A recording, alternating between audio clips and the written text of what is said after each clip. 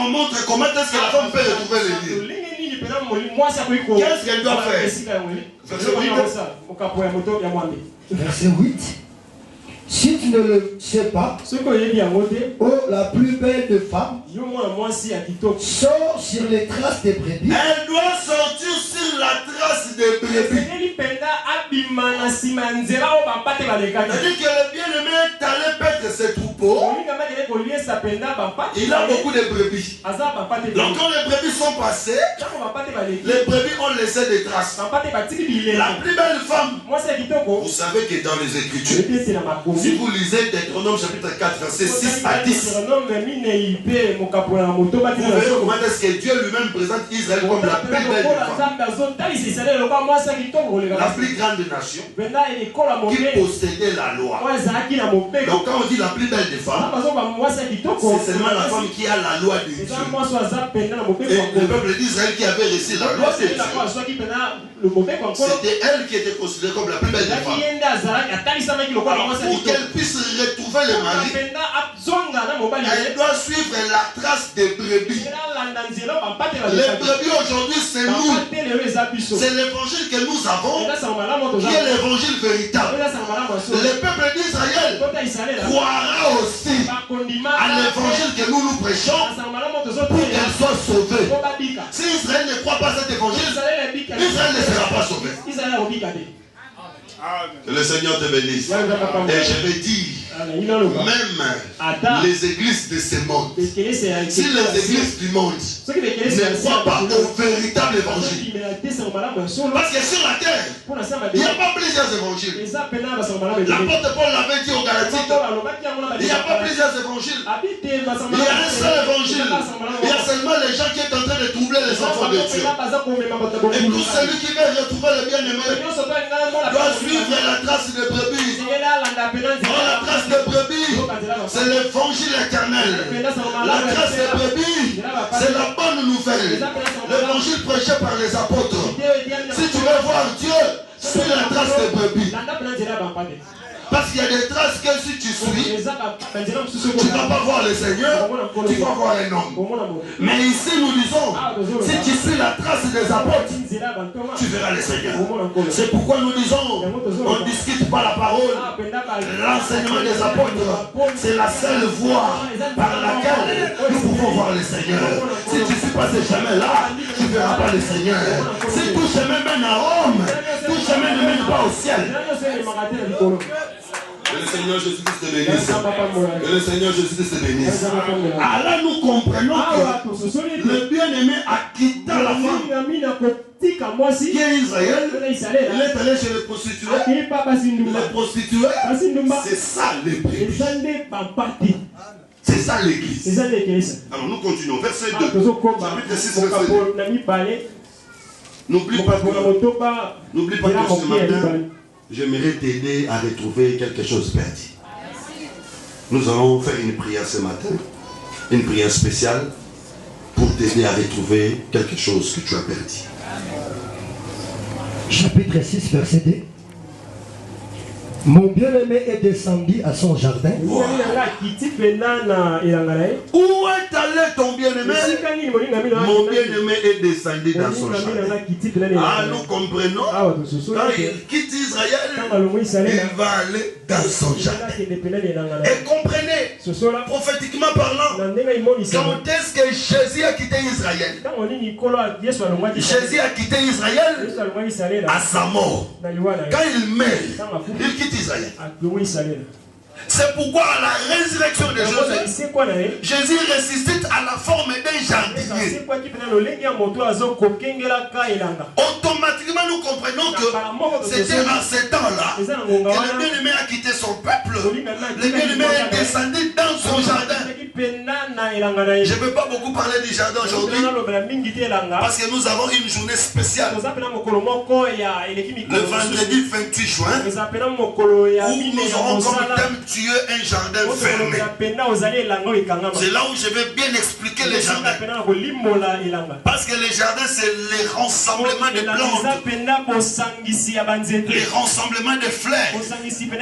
Et il y a la notion de la beauté dans les jardins. L'église du Seigneur est considérée comme un jardin. Parce que nous sommes de fleurs qui constituons les jardins de Dieu. Et aujourd'hui, nous devons savoir que le bien-aimé est parmi nous. Que le Seigneur Jésus-Christ te bénisse. Alors, Ecclésiaste chapitre 11, verset 2, si vous lisez, la Bible dit que si un arbre est coupé, il tombe soit au midi, il tombe soit au nord. C'est-à-dire que l'arbre qui est coupé a des adresses. Le nord et le midi. Nous savons un homme qui est un arbre. C'est le Seigneur Jésus-Christ. Il a été coupé où? Il a été coupé sur la croix de Golgotha. Alors quand il était coupé, il doit tomber soit au midi, soit au nord. Or nous savons le midi, c'est là où le bien-aimé fait perdre ses troupeaux. Directement nous comprenons qu'aujourd'hui, l'arbre est tombé chez nous. Non, quelqu'un doit croire qu'aujourd'hui, le Seigneur Jésus-Christ est dans son église. Rien que la présence de Jésus dans l'église, c'est une solution à beaucoup de problèmes. Marthe l'avait compris. Il avait dit, Seigneur, si tu étais là, notre frère Lazare n'allait pas mourir. Nous pouvons dire que dans l'église, la mort ne peut pas entrer parce que le Seigneur est là. Et la plus grande richesse d'une église, ce n'est pas les temples construits. La plus grande richesse d'une église, ce n'est pas les instruments qui coûtent cher, mais c'est la présence de Jésus-Christ. Si Jésus est dans son église, et c'est ça la plus grande richesse de l'église. Et la présence de Jésus, c'est pour que les troupeaux trouvent du pâturage. Et il donne une explication ici. Il dit que mon bien-aimé est allé dans son jardin pour cueillir. Il est allé dans son jardin par terre d'aromates pour faire paître ses troupeaux et pour cueillir des lys. C'est-à-dire que dans ces jardins, il y a les herbes et il y a aussi des fleurs. La véritable église doit être un lieu de parfum. Les parfums, c'est la prière. Selon Apocalypse chapitre 5. Les parfums, ce sont des sacrifices. L'église doit être une église de prière, une église de sacrifices. Attention. Les parfaits, c'est aussi les sacerdoces. Parce que Deutéronome chapitre 33 verset 8, la Bible dit qu'on a donné à Aaron la responsabilité de mettre les parfums dans les narines de Dieu. C'est l'œuvre du sacerdoce. Donc quand on dit qu'il est allé dans son jardin par terre d'aromates et des parfums, c'est pour dire que l'église, c'est le lieu où les sacerdoces est exercé. Que le Seigneur vous bénisse. Quand je dis sacerdoce, je ne vais pas dire qu'il faut appliquer les saints dans les corps des gens. Non, les sacerdoces, c'est l'œuvre du ministère. Que le Seigneur vous bénisse. Un pasteur Morel Sangwa, soit lui, bondanga nanzambi. Talasikoyo, nganga ya mokili nenga zalaka. Nganga ya mokili nenga zalaka. Nganga ya nzambe pe. Te nganga nzambe ozalwa nganga mokili te. Que le Seigneur vous bénisse. Et toutes ces choses-là, ce n'est pas ce que nous appelons les sacerdoces. C'est prendre l'animal, nettoyer l'animal, couper l'animal par morceaux, le placer sur l'autel. Parce qu'on ne peut pas mettre l'animal sur l'autel dans son intérieur.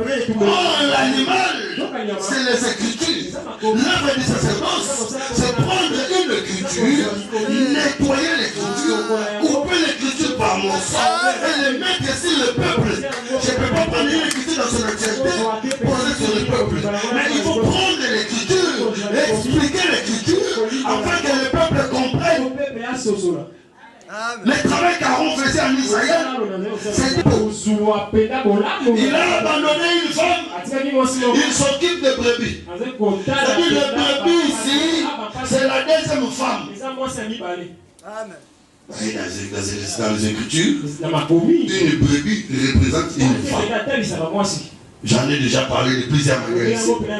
Quand David avait pris la femme d'Uri, le prophète Nathan est venu pour dire qu'il y a un homme riche qui a pris la brebis d'un pauvre. Donc le prophète Nathan explique la brebis comme une femme. C'est pourquoi aujourd'hui, comme troupeau, c'est que nous qui sommes plusieurs brebis, nous ne formons qu'un seul troupeau. Toi tu es une brebis, je suis une brebis, tu es une brebis. C'est que nous sommes plusieurs femmes. Mais quand nous sommes rassemblés, nous ne formons qu'un seul troupeau. C'est ce troupeau-là qui est l'épouse du Seigneur. Il a quitté Israël. Il s'occupe de nous maintenant. Il nous nourrit.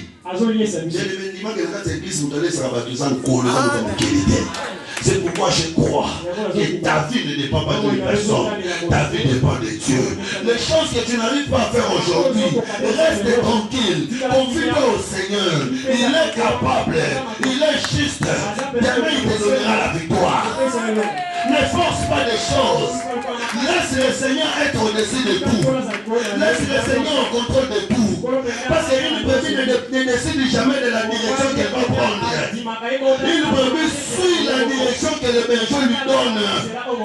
Même si toi aussi tu es berger, peut-être que tu as des enfants, même si toi aussi tu es pasteur, peut-être que tu as des brebis que tu suis. Je vais te dire, les bergers ont aussi leur berger. David avait dit, l'Éternel est mon berger, je ne manquerai de rien. Alors que lui aussi David était un berger. Alors nous comprenons que les bergers ont aussi des bergers. Tu es berger parce que tu as des enfants, parce que tu as des responsabilités. Mais tu dois aussi avoir un berger qui te nourrira, toi et toutes les brebis que tu as. Et ici, le Seigneur, c'est notre berger. Ne te dérange pas. Il connaît. Il te conduira vers le vert de pâturage. Et la Bible précise. Il veut paître ses troupeaux parmi les lys.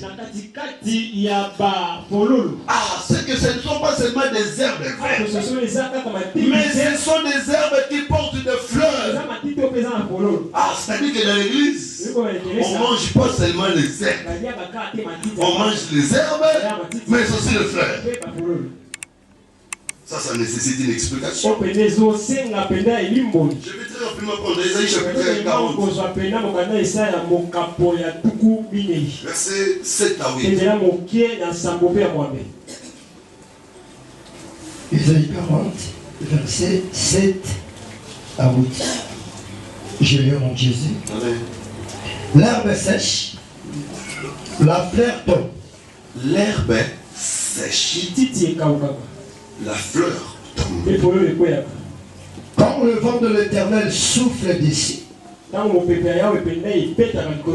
certainement le peuple est comme l'herbe. L'herbe sèche. Rapidement. Une voix dit, crie. Et il répond, que crierai-je? Toute chair est comme l'herbe. Et tout son éclat comme la fleur des champs. La fleur des champs représente la gloire ou l'éclat. Je ne sais pas si quelqu'un me comprend. C'est que dans les champs de Dieu, dans les jardins dans lesquels il est en train de paître ses troupeaux, il y a les herbes. Il y a des fleurs. La Bible dit qu'il fait paître son troupeau parmi les fleurs de lys. Mais les herbes c'est quoi? Les fleurs c'est quoi? La Bible nous dit que la fleur c'est l'éclat ou la gloire. C'est-à-dire dans l'église, il y a une nourriture de gloire. Écoutez, c'est pourquoi si nous descendons dans Cantique des Cantiques chapitre 6, les versets qui suivent, à partir du verset 3, Je suis à mon bien-aimé. Mon bien-aimé est en il fait perdre ce troupeau parmi les fils. Verset 4. Tu es belle, mon ami, comme Tirtha, agréable comme Jérusalem, mais terrible comme des troupes sous leur bannière. Ici, maintenant, c'est l'homme qui est en train de parler. Attention, l'homme a devant lui deux femmes. Il y a Israël, la femme qui est en train de rechercher l'homme. Il y a aussi le troupeau. La femme vers qui l'homme est venu. Mais nous n'avons pas cherché Dieu. C'est lui qui est venu nous chercher. Mais le peuple d'Israël a cherché son Dieu. Et il continue à chercher son Dieu. Je crois que je me fais comprendre. Et Dieu avait créé cette adversité. C'est Dieu lui-même qui l'a créé pour susciter la jalousie. Afin que ce peuple-là sache craindre son Dieu.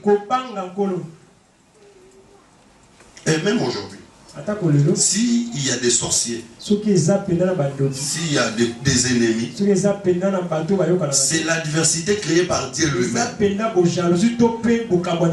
Afin que nous puissions nous attacher à lui.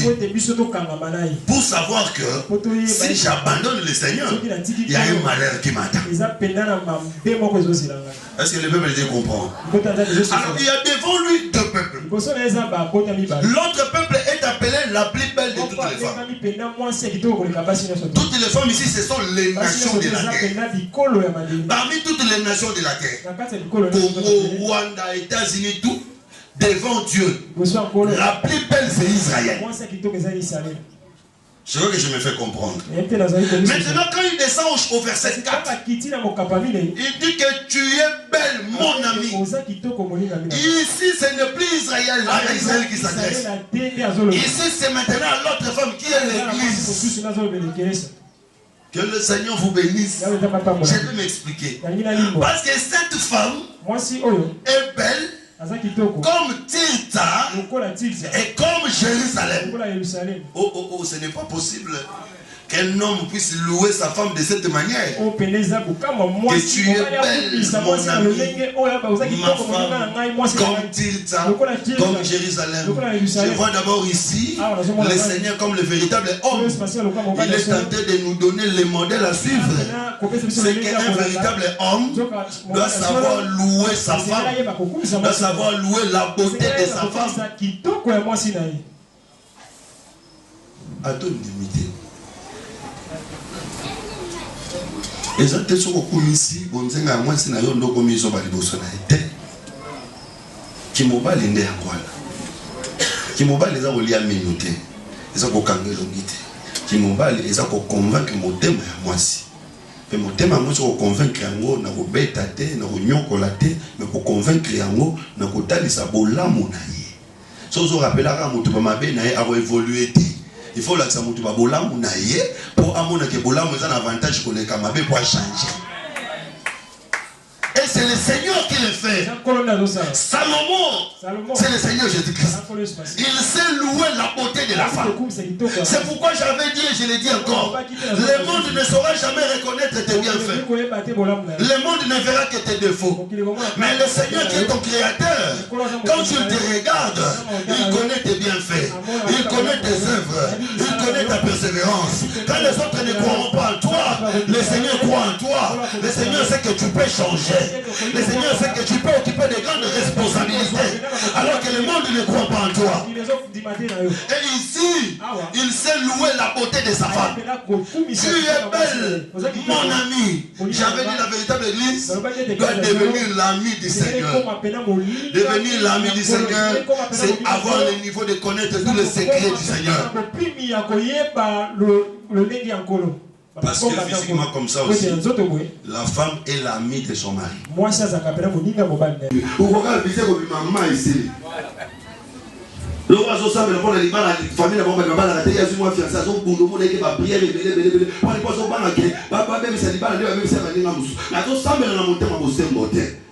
On n'a pas besoin de ces gens, on a besoin de ceux qui aiment le Seigneur dans leur cœur.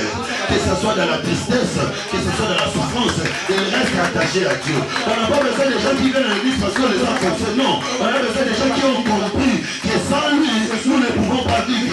L'apôtre comme Pierre, où irons-nous encore? C'est toi qui as l'eau de la vie. On doit rester belle.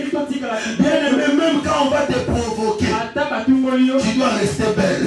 Parce que titre, c'est le lien de la provocation. Je n'ai pas le temps d'expliquer comment est-ce qu'il y avait beaucoup de liens à titre.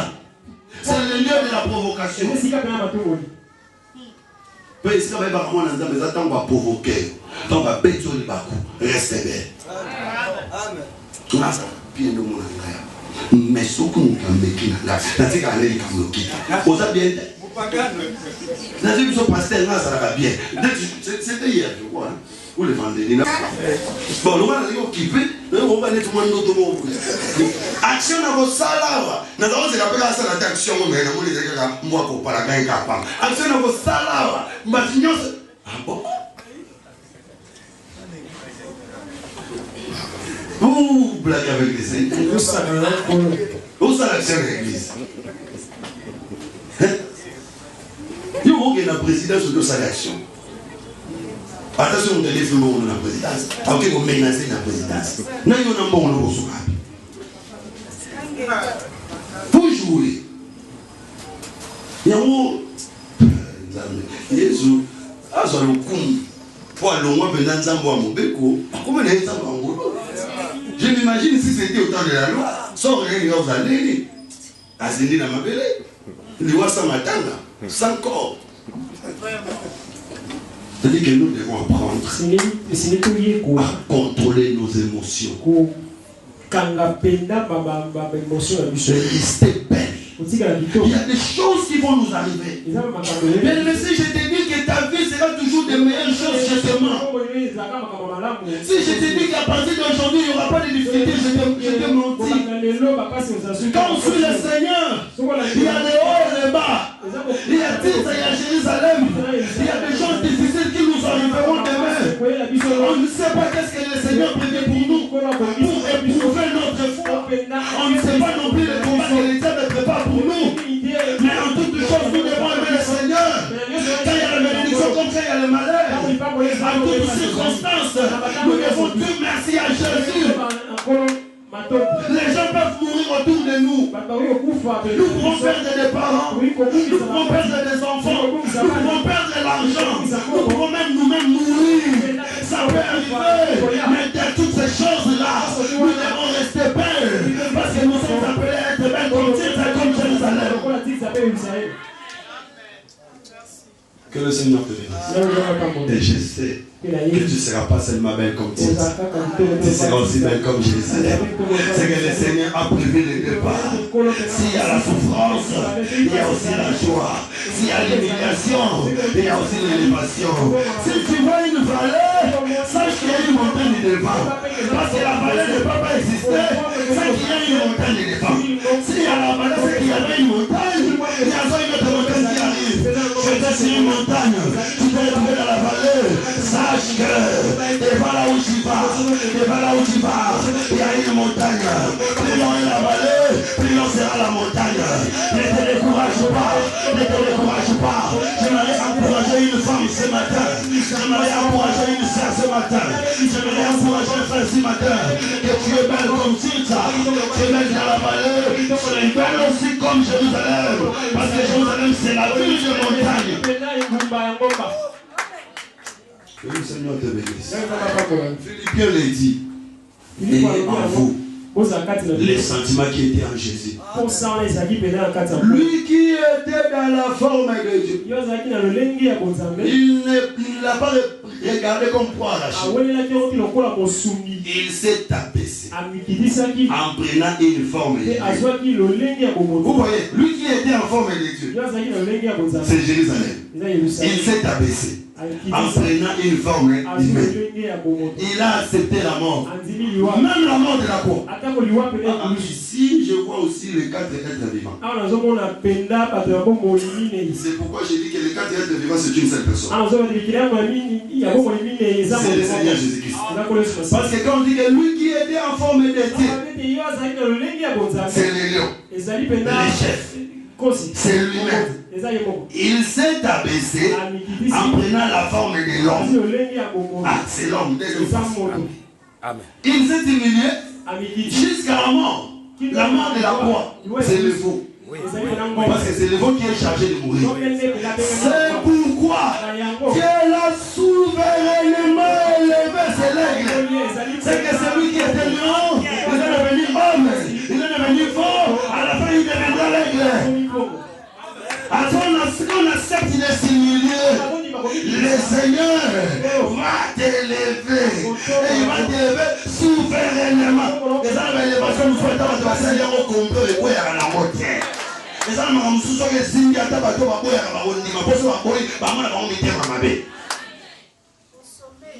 Jésus avait prêché. Je pose la question. Ils ont une autorité. Est-ce qu'on va changer une autorité?